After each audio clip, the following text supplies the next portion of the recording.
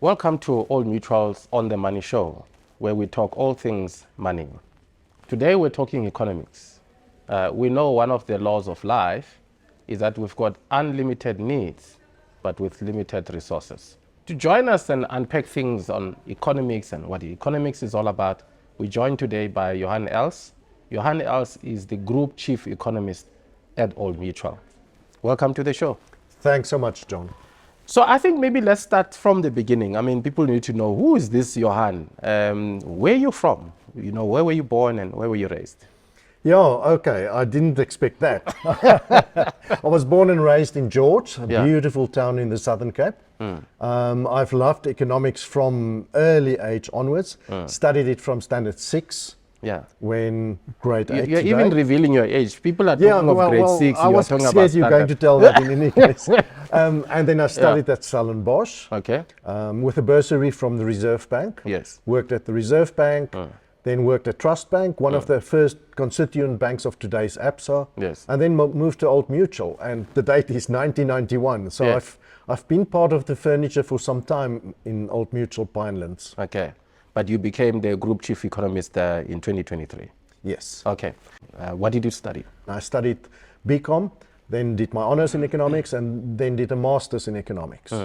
And then went to the Reserve Bank to work there to repay the bursary, of course. But you know, John, that's an academic qualification. Yeah. When you walk out of university with a MCom in economics, you know nothing about economics. Yeah. Economics is very practical.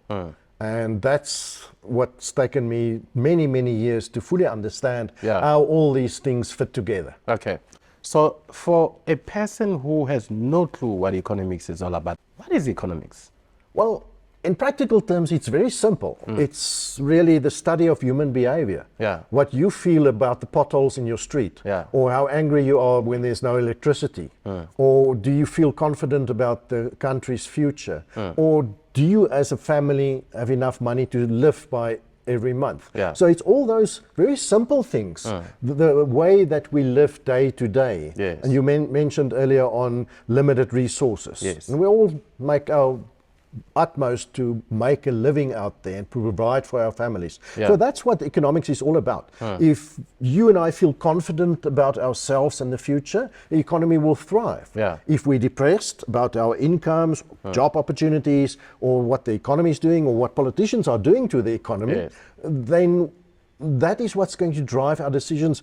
Do we spend? Do we buy? Do we go out to a restaurant? And all of these things then drive the economy. Why is economics such a big issue with governments around the world? Because the need to provide for the population, for the voters. Politicians, they need voters to vote for them. And so are people in jobs? Are people earning enough money? That is one of those inputs in terms of, does the economy grow? You need the economy to grow to provide more jobs for the unemployed, or more income for those that are employed, to get the tax income to provide the basic services like policing and building roads, building airports. So it's a very integrated system from policies that drive economic growth, but then you and I, in terms of our decisions, also drive the economy, and all of that bring tax income to government, and then they make decisions on how to spend that. Sometimes it's irresponsible spending, we know that very well in South Africa, and other times we're moving in the right direction. But the same as you and I have got a monthly budget, government's also got a budget. And the way they handle that, that has an impact on the economy as well. So economists talk about economic indicators. What are these economic indicators? What is their significance, and what are the limitations with? So there's a whole bunch. Let's look at a couple of them. GDP. It stands for Gross Domestic Product. It's really the economy, the size of the economy. Everything that goes into that. What you and I spend, what government spends, what businesses spend, and what businesses invest. In other words, buying new machinery and equipment, or building a factory, or governments building roads, all of that goes into the economy. But then we also import goods from other countries, that gets into the calculation, and we export, produce here to export to other countries. So the sum total of all of that is GDP. Okay. And how much that grows, that's economic growth. Yes. So this year it's a bit higher than last year. Or when we had the COVID crisis, there was a big slump because there weren't lots of activity taking place. And then negative growth. And that's the important part. That drives other decisions. So that's GDP. And of course, one big one that you and I as consumer focuses on, inflation. Yes. And perhaps we can explore that a little bit. Nobody really understands inflation. The man in the street, it's a difficult concept. Yeah. But it's very simple. It's the average change in prices of the goods and services that an individual buys.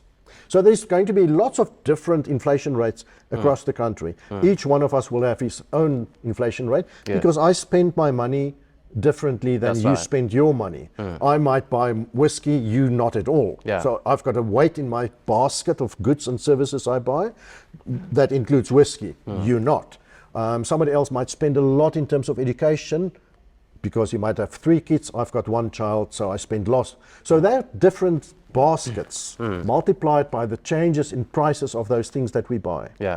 That's inflation. So inflation, if it rises too much, it takes away from your ability to spend your money because prices increase too much. That's right. Then you have to cut back in terms of your monthly budget. Petrol prices, for instance. Petrol prices rise significantly. We've got limited monthly budget. Now we have to spend on petrol to get to work. We have less money to spend elsewhere. So all of this influences inflation. We need inflation to be as low as possible because Ronald Reagan said, ex-US president in the 80s, inflation is enemy number 1. And I totally agree with that. And the Reserve Bank agrees with that because then coming to interest rates, when inflation is too high, the Reserve Bank lift interest rates. So those of us with debt pays more interest on that debt. Through that process, it means we have less money to spend elsewhere. The Reserve Bank try to control inflation. So it's of course not great for us to have to pay more interest on our debt. But that's all in part of managing the economy. And then if I can get back to policy, we talked about government's budget. That's what we call fiscal policy. And interest rate decisions, that's made by the Reserve Bank, not government. That's called monetary policy, the interest rate decisions. So you've got fiscal policy from government, monetary policy from the Reserve Bank, and the mix of these two policies, that's what drives the economy. Government has also got control over other policies that allows economy to grow. And that's hugely important as well. Okay. So I'm glad you touched on the issue of inflation because I think what resonates with a lot of people is the fact that maybe 20 years ago, I would buy a loaf of bread for 5 rand, for argument's sake. But now I'm spending 20 rand for bread. What has happened there? Over time, prices do go up, but also incomes go up. Wage and salary increases normally go up by at least inflation. So let's say inflation is 5%. Most workers get more than 5% increase every year. So the process of inflation, prices go up as well over time. And people like to compare that, as you did now. A loaf of bread 20 years ago was this price. Now it's that price. It seems horrific. But actual inflation, the definition of inflation, is now compared to just 1 year ago. So I can't compare now versus 20 years ago in terms of the inflation calculation. And part of that is also important. Let's say the price of a bottle of water goes up from 10 rand to 15 rand. Then that's a huge inflation rate. But if it stays at 15 rand for a full year, the percentage change calculation, 15 rand divided by 15 rand as a percentage change is 0%. So when the price stays unchanged for a year, it's 0%. And all of these different things, and so there's hundreds of components in inflation, gets added together, price changes. Then we get to an average inflation rate for the country that's 5.2%. People say, Johann, I don't agree, can't be, it's much higher.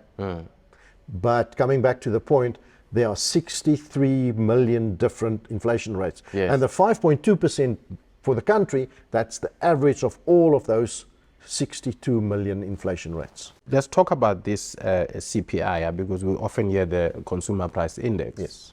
So what makes up that basket, for us to say this is the average? And I think it talks to the point you made earlier that we all have a different inflation rate. Your inflation rate is not the same as mine. Just because you are told that there's a CPI of 5.9% for argument's sake, it doesn't mean that applies to everyone. Yeah. So in the average for the whole country, that basket, Yes. food, that's a big component of our daily spend or our monthly spend. So there's food in there. And within food, you've got the meat, the bread, the milk, the cheese, chocolates, sweets, sugar, all those things within food. Yeah. Then you've got the other consumer goods that you and I buy, clothing, shoes, furniture, appliances like TVs, microwaves, etc. But also cars, vehicles, that's included, whether it's a new car or second-hand car. Yes. And then, of course, electricity goes in there because you and I spend money every month on electricity, water, and other services like medical services, health, medical aid payments, education. And then, of course, personal stuff like toothpaste, like hairspray, and then movie tickets, TV or DSTV subscriptions, insurance, all of these things. So everything that you can imagine, think about your monthly spend. That's what do you right. spend my money on every month? That goes into that basket. And of course, it's a complicated sum. And people say, no, I don't trust inflation. But in South Africa, the method that Statistics South Africa calculates inflation and the way that they collect prices at the stores every month, 100% absolutely best practice across the world. Yeah. So our inflation number is a good, solid, reliable number. Okay. Here am I won 1 million from Lotto. But then I decide, I don't want to spend this money because I'm working. I decide to go to my garden and I dig a hole and I put it in a safe and I close it there and I say, I'll see this money 20 years later. 20 years later, that 1 million, what is the power of that 1 million? Well, firstly, John, you'd be lucky if it's still there after 20 years in your garden. Yeah. But it's still 1 million. Let's say it's there. It's still only 1 million. Yeah. There are so many other options that he could have made money on that money. Yes. And that's so important. A fantastic question. Yeah. Some people would put it there in the garden or under the mattress, but then it's the same amount. Yeah. Then some people would put it in the bank, and at least they earn interest on that money. Every year that interest built. And over 20 years, you would make a lot of money on that. Other people would say, hang on, I'm willing to take a little bit of higher risk. In the bank, it's safe. Under the mattress, it might be safe unless there's some thief coming into your house. Bank, it's safer. Get some in return. But if you put your money in the economy, you realize the economy is growing. Yes. There's companies out there that makes money, profits out of us spending money in the economy. So the stock exchange, you go and invest that money into these companies that make profits out of the economy. Shares on the stock exchange. That growth over a period of time has been more significant than what you would get into the bank. So you might double your money in the stocks that you buy. So we call it unit trusts. You don't have to buy that directly, and there are various options. But I always believe that it's somewhat higher risk. Think back to COVID, the lockdown in March, April 2020. The markets collapsed. Yeah. But that's the thing about investment. You invest for the long term. Markets have since recovered way beyond that. So people that actually bought shares at that low point now have made a lot of money. So that money continues to grow exponentially. In other words, it grows, and on your growth, on the extra that you made on top of your original money, that grows even further. I always say, we go out and rush to Game or Macro or Woolies or Checkers when they've got a sale on, when stuff is cheap. We buy extra, we stock up. But when the market is cheap, like when it collapsed in COVID, we don't buy. We actually sell because we think it's going to fall further. But we've seen over long periods of time that the stock market continues to go up. Despite some short-term volatility or short-term falls, it goes back up.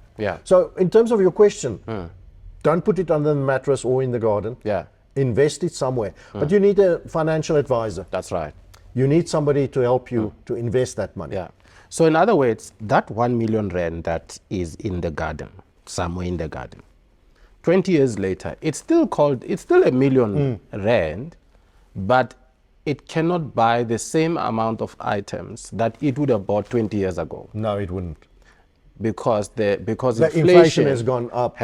Which means because prices have gone up, maybe let's say at the time, 20 years ago, it could have bought me a house worth 1 million, but maybe 20 years later, it can't buy the same house. No, it can't even buy a car. It's actually worth less. So effectively, that's what you're saying. Yes. So that's why you need to invest it so that you make money on your money. Yeah. And every year you make more money on the money. Yeah. So that's why you can then, 20 years later, that money has grown significantly. Yeah. And important point, hopefully that money has grown more than inflation. So your inflation line goes like that, but the money has grown stronger than inflation. Yeah. And that's why you don't put it in the garden. Yeah. You don't even put it in the bank.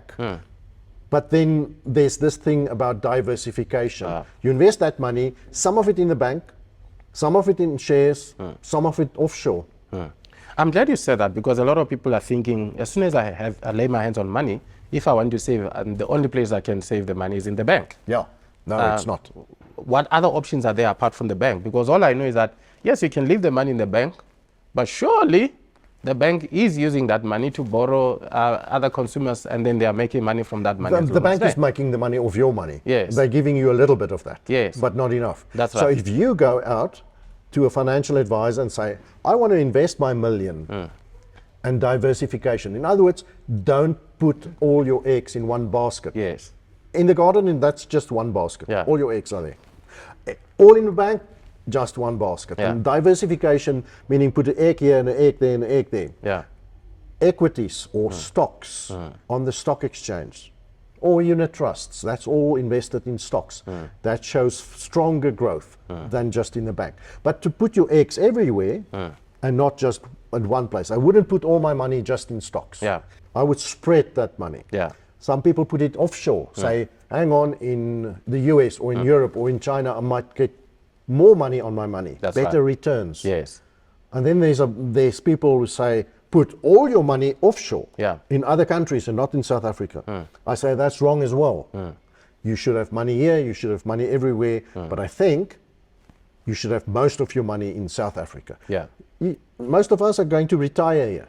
In other words, we're going to spend our money here in retirement. So you want to invest most of your money here. And of course, that depends on what you think about economic growth. It depends on how risky you are. Are you willing to accept that there's going to be risk? If there's a COVID crisis, stocks will fall. Yeah. But you don't sell because you stick to your plan. Yeah. Speak to your financial advisor and you stick to your plan. That's because right. it's a long-term plan. Yeah. If it's a well thought out plan. Okay. So what is the role of banks in an economy? So they facilitate all these transactions. Imagine in the old days, back hundreds of years ago, we bartered. I had A mirror. a mirror and I wanted food that you've got. Yeah. But you wanted the mirror and we Yeah. exchanged goods. Yeah. And then gradually money came. Yeah.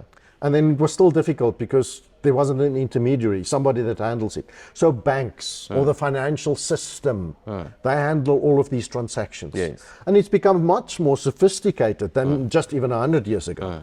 And imagine 1,000 years ago. So the banks handle all these transactions. But the banks really, essentially, if I can use the word, create money. So if you put that 1 million at the bank, the bank's got it. They pay you a little bit of interest on that, but they take that money and they lend it out to other people. So say I want to borrow money, I go to the bank and I ask the bank, can I have a loan of 100,000? And they use some of your money to give to me. Yes. I pay, of course, a much higher interest rate than right. what they give you, and that's what right. the bank makes. But that's for the services they render. That's right. And if you think all payments, you want to pay me, but you don't give me cash. Yes. You pay me through an EFT or bank transaction into your bank, through your bank, to my bank and to me. So the banks handle all of that. But the bank plays a huge role in the system. Yes. Because now imagine foreign investors want to come and invest in South Africa. Or trade, we export coal to China. Banks handle all those transactions that happens. So banks play a huge role, and I don't think any economy can run without banks and that financial system. Yeah. And it's all interlinked. Can I briefly say, our banks, our financial sector in South Africa is very healthy, well regulated, very sophisticated. I haven't seen a check in 20 years. No, those are outdated, In the US, my son was in the US working at a ski resort in December, still got paid by a physical check. Goodness. So South Africa stands out in many instances. Yeah. All right, so you spoke about the role of banks in an economy. Let's talk about the role of the central bank, the Reserve Bank. What is the role of the Reserve Bank? So they protecting this financial system. Yes. The guardian to make sure the banks are healthy. So they check the banks' statements and the way they lend money and the way that they take deposits and the way this whole system works. So the Reserve Bank plays a hugely important role there. So you need that regulation. You can't just allow Bank A to do what they want to. You need to keep a check on it. And that's part of that well-regulated financial system. That's right. But the Reserve Bank is also an independent, totally independent, can't be impacted by what government says or what the president says. The guardian of the economic system, really, the fighter of inflation. So they set interest rates, which we set monetary policy, to check on what inflation is doing, to guard against. And our central bank is a great institution in terms of their independence, firstly, but also in terms of setting that policy, setting interest rates. They realize, as I said earlier, inflation is enemy number one. So they want to keep inflation stable and as low as possible to protect us from prices just accelerating, which would hurt our ability to spend our money. I mean, if prices just keep on rising 10%, 20%, 30% per year. But the Reserve Bank is also very independent. If I can tell this story briefly, in South Africa, the president cannot fire members of the MPC, the Monetary Policy Committee, that sets these interest rates within the central bank, and appoint his own people just willy-nilly. He's got a role in that, but in Turkey, for instance, in 2021, the president fired MPC members of the central bank, appointed his own people, and they cut interest rates, because that's what that president wanted at that time, at a time when Turkish inflation was heading to 100%. Now imagine 100%. Prices rise 100% year after year. Cut interest rates. That was irresponsible. In South Africa, that cannot happen. We've got checks and balances because of the Constitution and the Reserve Bank Act. So what I'm trying to say, our Reserve Bank is playing a hugely important role of managing this economy. Okay. Still talking about the Reserve Bank. So banks borrow money from the Reserve Bank, and there's a repo rate, the rate at which they repay the money back to the central bank for having borrowed the money. And then there's a consumer there. Please explain that whole mechanics of the repo rate versus the rate at which banks will charge consumers, and every time the central bank talks interest rate, or whether they cut or increase. So let's start with, previously we said, we go to the bank to borrow money, or the bank then lend that money on to somebody else. That's right. Sometimes the bank hasn't got enough money, so they go to the central bank. Central bank is really the bank of banks. That's right. The banker of all these banks.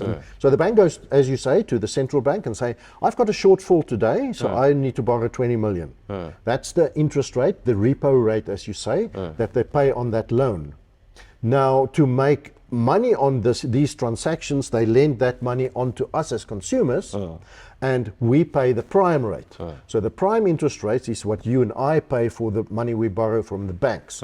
That's more than the repo rate, 3.5% above the repo rate. But through the setting of the repo rate, so if the Reserve Bank realizes inflation is too high, they need to fight inflation, they raise the repo rate. So the banks now have to pay more on their money that they borrowed from the central bank. So now they've got less to lend out to us. But in same time, the prime rate, the rate that we pay to the bank, also goes up because the repo rate has gone up. That's right. So through this process, raising interest rates, the Reserve Bank tries to limit the money they lend to banks and the money banks lend to us. That's right. And through that process, and also the money that we borrow becomes more expensive. Through that process, they try and hold back on the economy a little bit to fight inflation, to make sure prices doesn't rise as fast. Okay.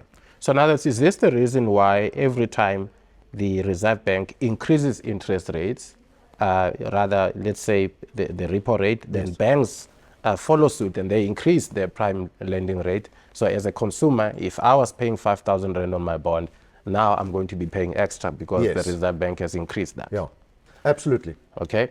And then how does that impact consumer spending power when the interest rates are increased and versus in the context of controlling inflation? So absolutely. So now let's say you've got a monthly budget, 10,000 Rand, but suddenly you pay more on your interest portion of that budget. And incidentally, you pay more on petrol as well because petrol prices have gone up. So suddenly of your 10,000 monthly budget, your interest payments and your petrol have increased, let's say from 2,000 to 3,000 in total. So you've got 1,000 less to spend elsewhere. So all those extra incidental stuff, when you're at the till and you thought, okay, I'll buy this chocolate. Or monthly you go to the Spur and suddenly this month I realized, hang on, I can't go to the Spur. So that money is less than spent into the economy. So if you multiply that across all the households in the country, suddenly people are going out less to the Spur. They don't buy all the chocolates. They don't buy all the cool drinks. They don't go to McDonald's on their way home. So less money being spent in the economy. That means businesses are struggling now. Their profits aren't so great because their turnover isn't so great. We as consumers don't spend so much. So they can't put up their prices as much as they wanted to. So that is the process, by controlling the money that we spend in the economy through higher interest rates and sometimes, as I say, petrol prices or other external cost push factors forces us to spend less. Prices can go up less. You force everything to slow down a little bit and inflation gets under control. Okay. One of the pain points for a lot of consumers is fuel price. So please just unpack this. What makes up a fuel price? What influences the fuel price? So firstly, we haven't got oil in South Africa. So we've got some resources in gas, etc., but we haven't got oil. Despite the fact that Sasol makes some petrol from coal, we haven't got oil. So we import all the oil. So we're dependent on the price of the oil, and that's heavily dependent on what happens in the rest of the world. If the world economy is growing strongly, there's more demand for oil, prices go up. Sometimes OPEC, this organization of oil producers, decide they want the price to go up and they reduce their output, their production. So they send less oil into the market. So the oil price is hugely important. When there's unrest in the Middle East, where a lot of the oil comes from, apart from some countries in Africa and some countries in Central America, then the prices of oil goes up because traders in oil realize there might not be enough oil to go around if there's unrest in the Middle East. So the oil price. But because we import it, we have to pay in rand for that oil. So the rand's exchange rate is hugely important. If the rand is weak and the oil price has gone up, the rand price of oil goes up significantly. And that's what is determining the petrol price. And that's why we've seen the petrol price go up every month. In February, March, April and May this year thus far, it's gone up. Because the rand was weak and the oil price has gone up. Fortunately, heading into June, the rand has strengthened and the oil price has come down. So it looks like petrol prices in June will be reduced by 1 rand per litre. But it's all about price of oil and the rand exchange rate. What are your predictions in 2024 in terms of how the interest rate is likely to play out? Yes, so this fact that petrol prices have remained very high, that has kept inflation higher than what the Reserve Bank wants. So if I can go back to inflation, and the Reserve Bank wants inflation between a range of 3% to 6%. We call it their target range. The midpoint of that, the middle between 3 and 6 is 4.5. So the Reserve Bank ideally wants inflation at 4.5. It's still above 5 because of petrol price increases. The Reserve Bank realizes that you and I, when inflation is high, our expectations remain high, and that's a big driver. We walk into the shop We see the price of bottle of water or chocolate has gone up. We say, I knew it would happen, but I have to buy it, and I buy it. Yeah. That's inflation expectations. Or when salary time comes around, I tell my boss, inflation is 5.2, I want 6. All of this drives inflation. The Reserve Bank wants to fight that through interest rates, as we explained. But now, because inflation is not low enough yet, they're keeping interest rates where they are. Yeah. I still think inflation will come down this year. We've seen many of the components of inflation, like clothing and shoes and furniture and appliances and even cars, coming down quite a bit because of interest rates that high. The whole process we explained in terms of less money being spent, so prices are coming down. Underlying inflation numbers have been coming down. So the Reserve Bank will probably soon start to cut interest rates. Okay. But they do it in increments of 0.25%, 25 basis points. Yeah. So I think there's still going to be interest rate decreases this year. So that will help consumers. Yes. So that'll reduce their interest bill every month. Okay. And they've got a little bit more money to spend. So it'll ease up a bit for consumers. You know, people are feeling the strain because of the rising cost of living. Is there anything that government can do to cushion consumers from the rising cost of living? Ideally, the best thing government must do is policies that gets the economy to grow stronger year after year after year. Because stronger growth means businesses would have to produce more. To do that, they would have to employ more people. Those people get a wage and a salary, and they spend that money in the economy. That means more production, more employment. So this economic growth thing, that's what government needs to do. They do other things as well. Within their budget, they pay social grants, for instance. Money that paid out to people that can't get a job or won't be able to work. So that helps as well. That money helps people to lift them out of absolute poverty. They spend that money in the economy. So that helps. The biggest thing government must do, get the economy to grow on a sustained basis. And part of that feeling, when we said right at the start, economics is the study of human behavior. Yes. We don't really trust that government is doing the right thing. But in my opinion, we're moving in the direction. When Eskom failed, when we didn't have electricity, when Transnet had issues at the harbours in terms of logistical issues, government allowed the private sector to take up that role. So suddenly the private sector is generating electricity. Private sector is starting to help Transnet at the harbours and on the railways. So this private sector activity will drive better economic growth. So I think we're on a path where economic growth will begin to lift. So more people will be employed. Already between the beginning of 2022 and March 2024, 2.2 million new jobs. So that helps the consumer. If you think 2.2 million times all the wages and salaries that they earn, that's money that they spend in the economy.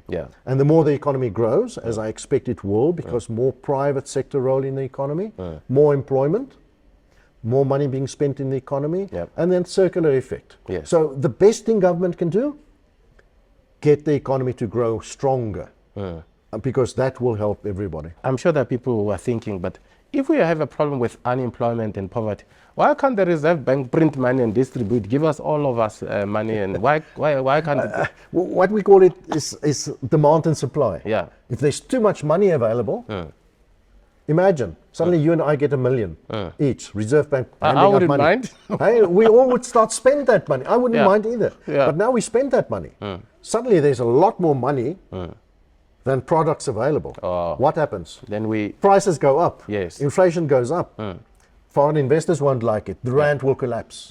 So Reserve Bank can't print money. That'll drive inflation more than 100%, more than 1,000%. And then how do we fight that? Then we put interest rates. There are countries in the world that has got interest rates much, much higher than 100% because they haven't been fighting inflation enough. And once inflation starts to run away, enemy number one. No, the Reserve Bank can't print money even though you and I wanted them to. Wow, Johann, thank you for giving us that Economics 101. I'm hoping we can have part 2 of this because I thoroughly enjoyed this conversation. And I think anybody who didn't understand economics at least will have some idea on what's happening behind the scenes. Thanks very much. Thank you for coming.